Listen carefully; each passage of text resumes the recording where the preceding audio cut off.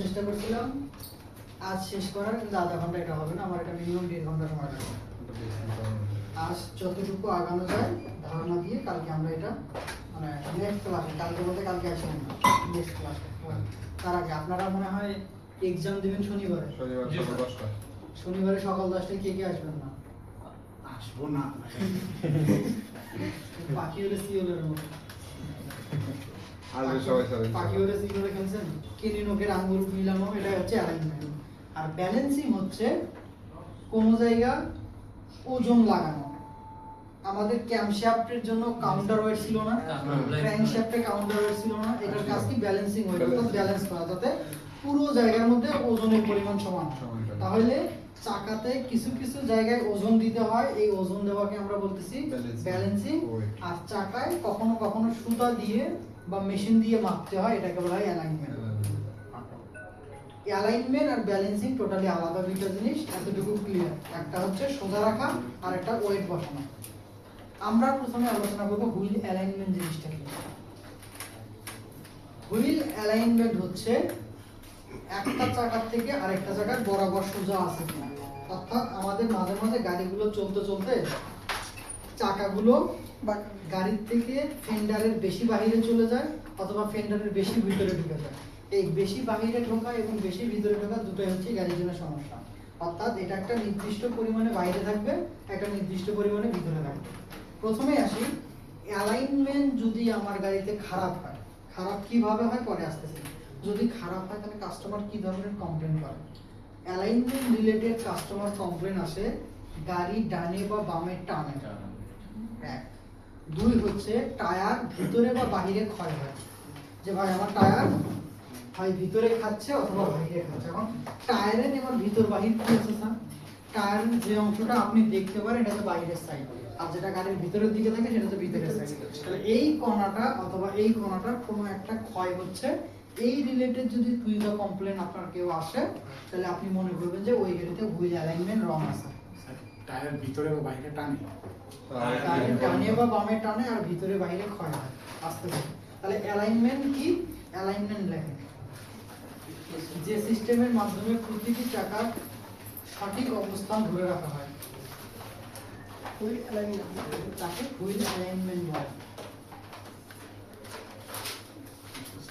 যে সিস্টেমের মাধ্যমে প্রতিটা চাকার সঠিক অবস্থান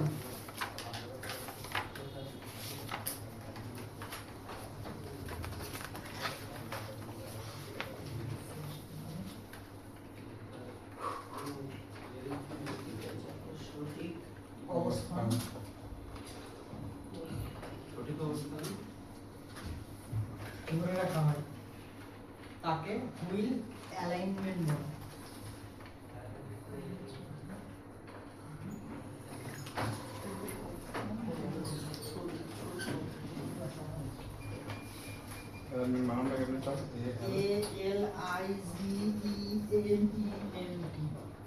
অ্যালাইনমেন্ট।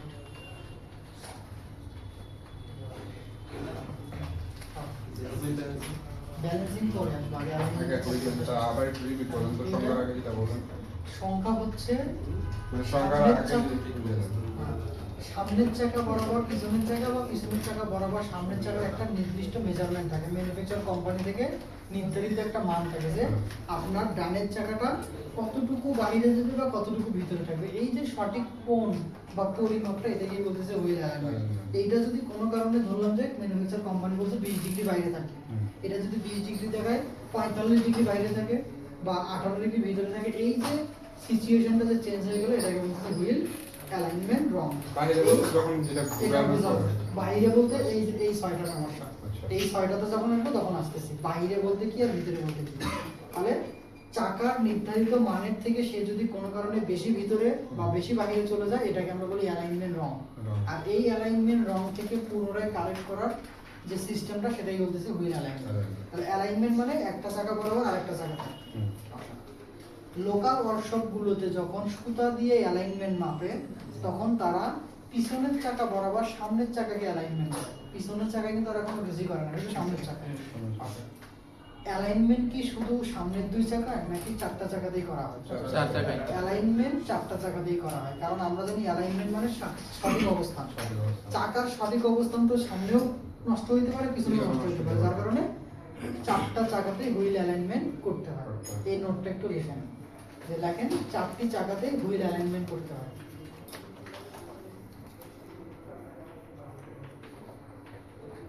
চারটি চাকাতে হুইল অ্যালাইনমেন্ট করতে হয়।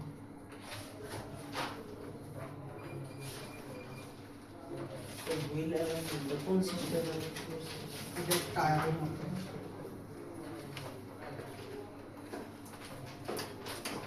সুতার মাধ্যমে যেটা মাপ পেতে হয়, এটা মেজারমেন্টটা কিভাবে ঠিক হয়? এটা আসলে সঠিক হয় না, এটা ম্যানের সামনে। কোনোভাবে করে ছেড়ে দেয়। মনে করেন আপনি ডাক্তারের কাছে আসছেন, ভাই আমার তো 3 দিন থেকে জ্বর নামতেছে না। আরে মেয়ে কি সমস্যা? এটা কোনো সমস্যাই নেই, যান চলে যান। আর এবার আমি খাওয়া দাওয়া ঠিক মতো করেন, ঠিক হয়ে যাবে। এই যে একটা মানসিক শান্তি না, এটা হচ্ছে সুতা দিয়ে মাপা। স্যার এটাকে পিছনের চাকাকে আপনার সমানভাবে ধরে মানে সামনের চাকাটাকে মানে ঠিক করা, এরা মানে এটা করে আর কি। এরা সেটাই করে, ওরা পিছনের চাকায় অ্যালাইনমেন্ট করতে পারে না, সামনের চাকায় অ্যালাইনমেন্ট করতে পারে। কেন? কেন ব্যাপারটা একটু পরে আসি। এখান থেকে যখন আমি ধীরে ধীরে যাচ্ছি, তাহলে অ্যালাইনমেন্ট কি সেটা বুঝলাম। অ্যালাইনমেন্ট আসলে কয়টা জায়গায় করা যায় সেটা জানলাম। তাহলে ওরা তো 2 জায়গায় করে আর 2 জায়গায় করে না, তার মানে অ্যালাইনমেন্ট সঠিক করে, কিন্তু এটা আসলে অ্যাকুরেট হয় না। কেন? কারণ 50% হইলে 50% হলো না, সেক্ষেত্রে সেই সমস্যার সমাধান থাকে। ভিওসি অ্যালাইনমেন্ট নিয়ে আসলে কাস্টমার কি কমপ্লেন নিয়ে আমাদের কাছে আসবে। 1 নাম্বার লিখবো, গাড়ি ডানে অথবা বামে টানে।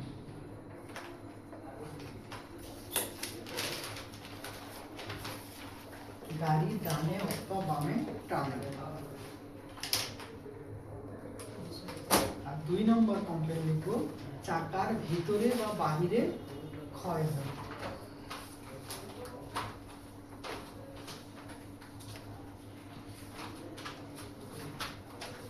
এই দুইটাই হচ্ছে কমন প্রবলেম। এই দুইটার কোনো একটা নিয়ে আসলে আপনাকে মোটামুটি প্রথমে ধরে নিতে হবে যে হুইল অ্যালাইনমেন্ট চেক করতে হবে। যেমন ইঞ্জিন নকিং নিয়ে কেউ আসলে আমরা প্রথমে কি চেক করি? স্পার্ক প্লাগ, ফুয়েল ইনজেক্টর, তেলের quality, throttle body, air filter, ঠিক এই রিলেটেড কমপ্লেন আসলে এইটা। কাস্টমার কমপ্লেন জানলাম, অ্যালাইনমেন্ট কি সেটা জানলাম। এবার আমরা একটু আলোচনা করব অ্যালাইনমেন্ট আসলে কিভাবে করে। মনে করলাম যে আমি নিয়ে আসবো কাস্টমার, এখন আমি অ্যালাইনমেন্ট আসলে কিভাবে করবো। আমরা কিন্তু এখনো জানি না যে সঠিক মাপটা কত। সঠিক মাপটা কত আমরা যখন কিভাবে করবো তখনই আসবে। অ্যালাইনমেন্ট আসলে করার নিয়ম, হুইল অ্যালাইনমেন্ট একটা মেশিন পাওয়া যায়। হুইল অ্যালাইনমেন্ট মেশিনটা অনেকটা দেখতে ওয়াশিং মেশিনের মতো।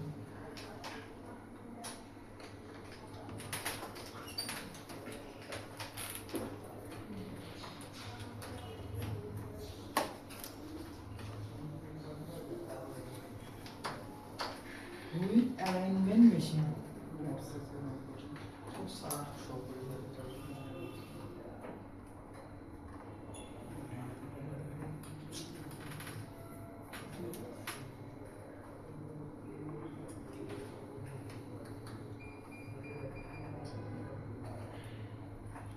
এই মেশিনটাকে আমরা হুইল অ্যালাইনমেন্ট মেশিন বলতেছি। এখানে এরকম একটা বক্স থাকে, তীর মতো একটা রড থাকে, আর এই মানে যখন মেশিনটা কিনবেন তখন আপনাকে 4টা সেন্সর দেবে। সেন্সরগুলো আমরা চাকায় পরাই, আমি আসতেছি সবই ক্লিয়ার করবো। তাহলে এই হচ্ছে মেশিন, যেটাকে আমরা হুইল অ্যালাইনমেন্ট বলতেছি। হুইল অ্যালাইনমেন্ট তাহলে সব ওয়ার্কশপে করা হয় না কেন? মানে অ্যালাইনমেন্ট মেশিন নাই কেন? এই অ্যালাইনমেন্ট মেশিনের একটা কস্ট আছে। এটা মোটামুটি 6.5 থেকে 7 লাখ টাকার মতো একটা অ্যামাউন্ট, যার কারণে সবাই এইটা নেয় না। কারণ তার ওয়ার্কশপে টোটাল ইনভেস্ট 2.5 লাখ টাকা।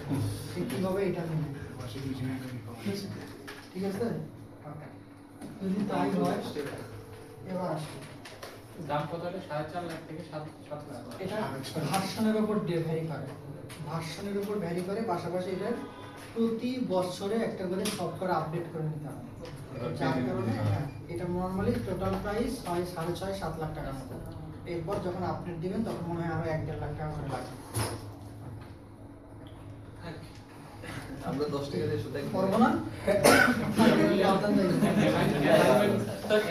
আসে হুইল অ্যালাইনমেন্ট আসলে কি এটা আমরা জানলাম। এই একটা মেশিন যেখানে হুইল অ্যালাইনমেন্ট করতে হবে।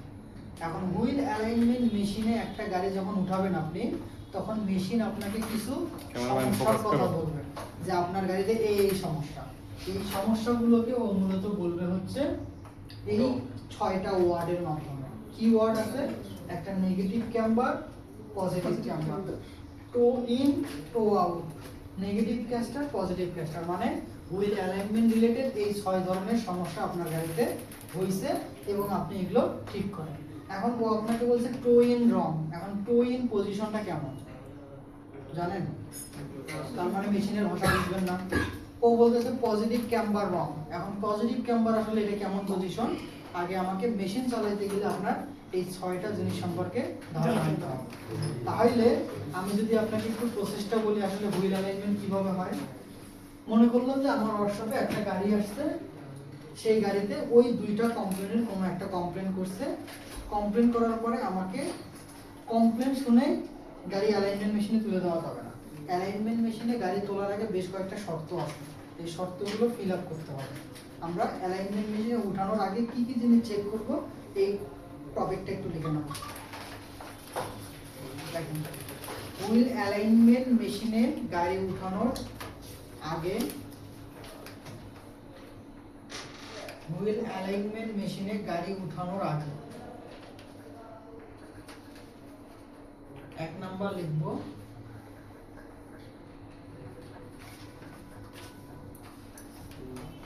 রিকমেন্ডেড টায়ার প্রেসার আছে কিনা চেক করতে হবে।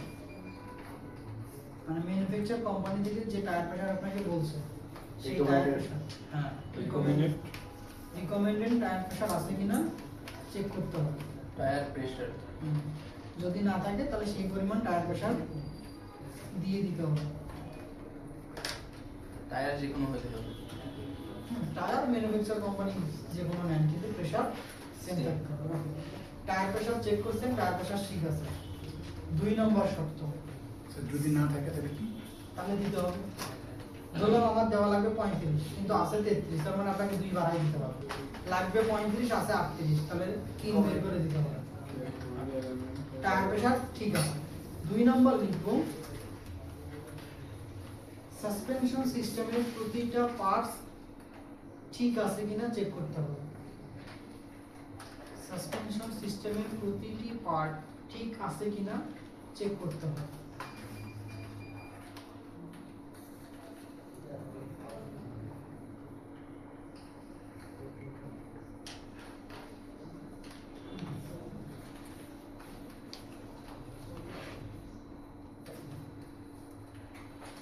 এখন প্রতিটা পার্ট মানে কি? ওই যে 17টা আমরা করলাম, ওই 17টা জিনিস আপনাকে স্পেসিফিক ভাবে চেক করতে হবে যে সবগুলো ঠিক আছে কিনা। ওকে, সাসপেনশন সিস্টেম চেক করলাম, সাসপেনশন সিস্টেম ঠিক আছে। আমার 2টা শর্ত ফিল আপ হওয়ার পর আমাদের 3 নম্বর শর্তে চলে যাব। গাড়িতে কোনো এক্সট্রা লোড, লেখেন গাড়িতে কোনো পেলোড থাকা যাবে না। পেলোড তো চেনেন, বেস কার্বোহাইড্রেট কি? এটা গাড়ির ওজন।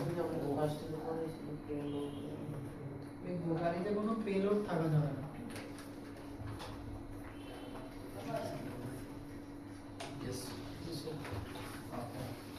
তাহলে গাড়িতে কোনো পেলোড নাই, সাসপেনশন ঠিক আছে, টায়ার প্রেসার ঠিক আছে। এবার আপনি হুইল অ্যালাইনমেন্ট মেশিনে গাড়িটা উঠানোর জন্য, এবার আমরা কি করি, হুইল অ্যালাইনমেন্ট মেশিনে গাড়িটা উঠাই দিই। বুঝেন? এরপর আবার লেখেন। গাড়ি উঠে নাকি টায়ার? পুরো গাড়ি উঠে।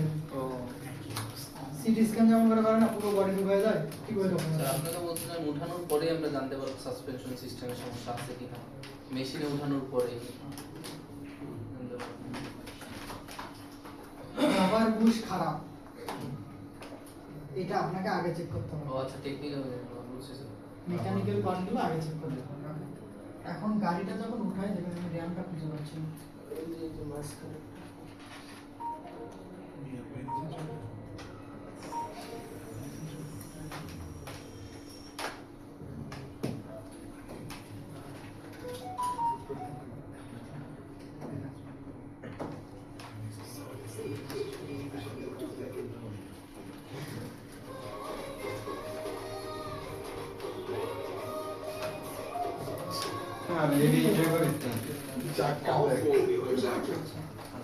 ওই যে একটু আগে বললাম না সবকিছু চেক করতে হবে। চেক করার পর যখন সবকিছু ওকে, এই যে গাড়িটা স্টার্ট করে এই যে র্যাম দিয়ে having ওই been driven for alignment certain মেশিনে উঠাই distance, দিতে হবে। are supposed to undergo wheel alignment. এই What যে is ওই wheel অ্যালাইনমেন্ট alignment মেশিনে উঠাই and দিতে what হবে। will happen to you? উঠে দেওয়ার সাথে সাথে এখানে কি আসলো? সেন্সর এই যে চারটা কি জানি এসে চাকা এসে লাগবে দেখেন Your car if you don't do it. কাঁকড়ার মতো। কাঁকড়ার যেমন লক আছে পা, ঠিক এরকম করে চিমটা দিয়ে এগুলো লাগাই দিতে হয়। এখন আসি এখানে কি হচ্ছে, এখানে যেটা হচ্ছে যখন চারটা শর্ত বা তিনটা শর্ত ফিল আপ হয়ে গেল এবং আমি শিওর যে না তার যে টায়ার হয়, তার যে ডানে বামে টানের ব্যাপারটা সাসপেনশনের জন্যও না, এরপর আমার হচ্ছে টায়ার প্রেসারের জন্যও না, আমার সব কিছু ঠিক আছে। এবার আমি গাড়িটাকে টোটালি হুইল অ্যালাইনমেন্ট মেশিনে উঠাই দেওয়ার পরে এই চারটা সেন্সর চারটা চাকায় লাগাই দেবো। এগুলো কিভাবে লাগাইতে হয়, এগুলো স্যার এমন মাপা থাকে, এখানে একটা প্যাচ থাকে, এই প্যাচ যত ঘোরাবেন তত এটা ধীরে ধীরে ধীরে ধীরে ছোট হয়ে এসে রিমকে কামড়ে ধরবে। কামড়ে ধরার পরে কিছু চলে না। যখন কামড়ে ধরবে তখন এই গাড়ির চেসিস নাম্বার, সিসি এবং মডেল ইয়ার, এই কয়টা জিনিস এই মেশিনে আপনাকে আপডেট করে দিতে হবে। এটা অনেক সময় অনেকে স্ক্যান করেও দেয়, ওই যে যেমন স্বপ্নতে পার্স কিনতে গেলে স্ক্যান করে না, এমন স্ক্যান করেও চলে যায়, অথবা ম্যানুয়ালি আপডেট দিতে হবে। এখান থেকে যখনই আপনি ওখানে আপডেট দিলেন তখন সাথে সাথে ও গাড়ির ওই যে একটু কিছু 6টা সমস্যা দেখলাম না, এই 6টা সমস্যা ডিটেক্ট করে আপনার মিটারে দেবে। আজ আমরা ফুলফিল ক্লিয়ার হব না যেহেতু সময় কম, জাস্ট একটা বেসিক ধারণা দেবে। প্রথমে আসি যে মেশিন যখন আপনাকে বলতেছে যে আপনার নেগেটিভ ক্যাম্বার এত, পজিটিভ ক্যাম্বার এত, টো ইন এত, টো আউট এত, এখন ওই মেশিনের ভাষা বুঝতে গেলে প্রথমে আমাদের এই 6টা পজিশন আগে ক্লিয়ার হতে হবে। আমি যদি আপনাদের এই 6টা সমস্যার কথা তুলে ধরি, প্রথমে আসি টো ইন। টো ইন সমস্যাটা আসলে কি ধরনের সমস্যা? টো ইন হচ্ছে এটা গাড়ির চাকা, এই চাকা এখন সোজা আছে না, চাকাগুলো যদি সোজা না থেকে তুলনামূলকভাবে সামনে এবং পিছন এই অংশটা যদি ভিতর এবং বাহিরের দিকে ঢুকে যায়, এই সমস্যাটাকে বলা হয় টো ইন। আবার সোজা না থেকে সামনের অংশ ভিতরের দিকে আর পিছনের অংশ বাহিরের দিকে চলে গেছে, এই রকম সমস্যাটাকে আমরা বলি টো ইন প্রবলেম। এইটা যদি টো ইন হয়, এবার আসি সোজা না থেকে ভিতরে না গিয়ে বাহিরের দিকে মিলে যাওয়া, এটাকে বলা হয় টো আউট। আমাদের মানুষ কোন অ্যাঙ্গেলটা আছে, টো ইন না টো আউট? টো আউট। মানুষের কিন্তু টো আউট, অর্থাৎ পা লাগাইলে পাগুলো কিন্তু বাইরের দিকে ছড়ায় যায়, যার কারণে ব্যালেন্সটা ঠিক থাকে। ঠিক গাড়িরও কিন্তু টো ইন এবং টো আউটের একটা নির্দিষ্ট মান আছে, ওই মানের থেকে যদি কোনো কারণে বেশি বেড়ে চলে যায় তাহলে toe out problem, toe out problem, আর যদি বেশি ভিতরে চলে যায় তাহলে toe in related problem. Toe in toe out বুঝলেন তো? তাহলে এইটা যদি চাকা হয়, বললাম যে এখানে আরেকটা চাকা, এই চাকাটা সোজা না থেকে যদি এমন থাকে তাহলে টো ইন, আর যদি এমন না থাকে যদি বাইরের দিকে চলে যায় তাহলে টো আউট। আপনারা একটা ছোট করে লিখে নেন। এটা কি তার চাকার এই আপনার রাবারটা ক্ষয় হয়ে এরকম হয় নাকি ভিতরে রিংটা সমস্যা? মেকানিক্যাল কারণে এইটা হচ্ছে দেখেন টো ইন, টো ইন লিখছেন, দেখেন চাকার সামনে পিছনের অংশ,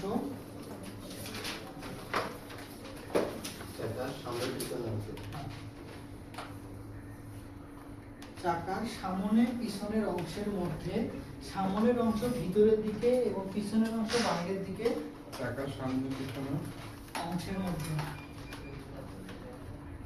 চাকার সামনে পিছনের অংশের মধ্যে সামনের অংশ ভিতরের দিকে, পিছনের অংশ বাইরের দিকে বের হয়ে থাকলে তাকে টো ইন বলে। তো এই সামনের চাকা সামনের চাকার পিছনের অংশ না, চাকার সামনের পিছনের অংশের মধ্যে সামনের অংশ ভিতরে পিছনের অংশ বাইরে যদি থাকে,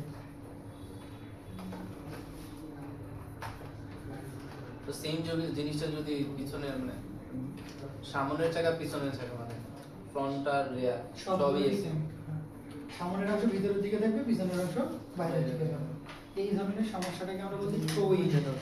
বুঝছেন কথাটা? এর মধ্যে এই যে এইটা না, এই ফিগারটা একটু আট করে নেন, দেখেন সামনের অংশ কিন্তু ভিতরে আর পিছনের অংশ বাইরের দিকে চলে গেছে, এটাকে টো ইন বলে। এই ফিগারটা একটু আট করে নেন, গাড়ি আট করতে হবে না, খালি স্টিয়ারিং হুইল, র্যাক এবং চাকাগুলো একটু এমন করে আট করে নেন।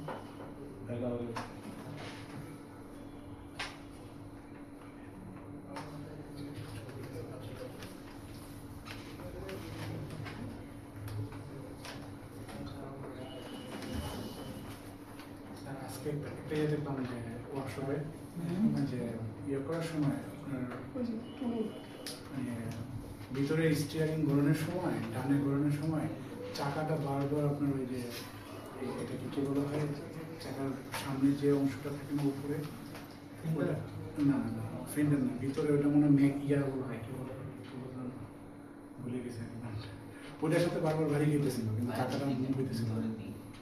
মানে চাকার যখন কাটি তখন চাকার একটা কোণা গিয়ে বডি বাড়ি খাচ্ছিল না। ওটা না, এই পাশে যেটা থাকে চাকার সাথে ফেন্ডার না, ওটা হলো যে চাকা উপরে যে কি বলে লাইনার ওই যে লাইনিং আর কি ফেন্ডার লাইনিং। না ওইটা যে মার্কেট বলে মার্কেট মানে ওটা গাড়িতে তো মার্কেট করে না, অন্য কিছু মার্কেট করে প্লাস্টিকের যেটা। হ্যাঁ প্লাস্টিক এটাকে ফেন্ডার লাইনিং বলে। এটা হয়তো খুলে গেছে যার কারণে নিচে চলে আসছে। না ওটার সাথে একবার ভারী খেয়ে চাকা ধরে রাখছিল চাকাটা এটা মুভমেন্ট করতেছিল না এমনি না এক্সটেনশন। না এটা ওই ইয়া করার সময় স্টিয়ারিং ঘোরানোর সময় না তাইলে ওই ডি জয়েন্টের কোনো সমস্যা তো আছে? আউট যেটা হলো সামনের অংশ তো এর পরে তো আউটটা লিখে না নিজেদের মতো করে। সামনে অংশ বাইরে আর পিছনে অংশ হ্যাঁ তো কোনো রেফারেন্স ডিগ্রি আছে এবার যেটা নরমাল থাকবে? না ওটা মেশিনই বলে দেবো। ওই যে মেশিনে স্ক্যান করলাম না, স্ক্যান করা করলাম ঠিক আছে। কোম্পানি থেকে রিকমেন্ডেড যেটা ছিল আর এখন যেটা, এই দুইটার মধ্যে আসলে পার্থক্য কতটুকু ওটা মেশিনের থাকে বলতে পারবো। এবং একটু আগে বললাম না যে কি বলে এটা আপডেট করতে হয়, এটা আসলে কি আপডেট করতে হয়। মনে করলাম আমি 2027 সালের গাড়ির কাজ করলাম, এখন আমি যখন 2027 সালের টুলস কিনছি তখন এটা 28 এর গাড়ির আপডেট নাই, 29 এর গাড়ির আপডেট নাই। যখন আমি 28 29 সালের গাড়ি আপডেট করব তখন ওই যে সফটওয়্যারটা ম্যানুফ্যাকচার কোম্পানি দিয়ে কিনে নিতে হবে। এটার জন্য টাকা টুলস বেশিও টাকা, ডাটা বেশিও টাকা। লিখছেন ভাই?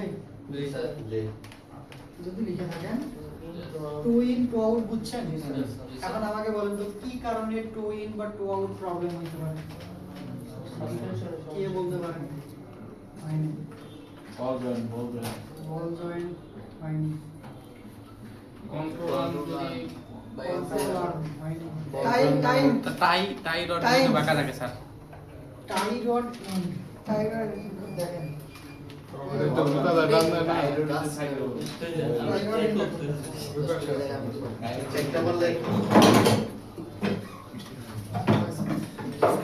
সারা ক্লাস করতে বুঝতে এই দেখেন এটা র‍্যাক না, ধরে নিলাম র‍্যাক, র‍্যাকের পরে টাই রড এন্ড। এখন কথা, এই টাই রড এন্ড যদি কোনো কারণে ঘুরায়া বেশি ভিতরে ঢুকানো হয় তাহলে পিছনের চাকাকে ভিতরের দিকে টানতেছে, পিছনের চাকা মানে পিছনের পাটটা ভিতরে গেলে সামনের পাটটা বাইরে যাবে। দেখেন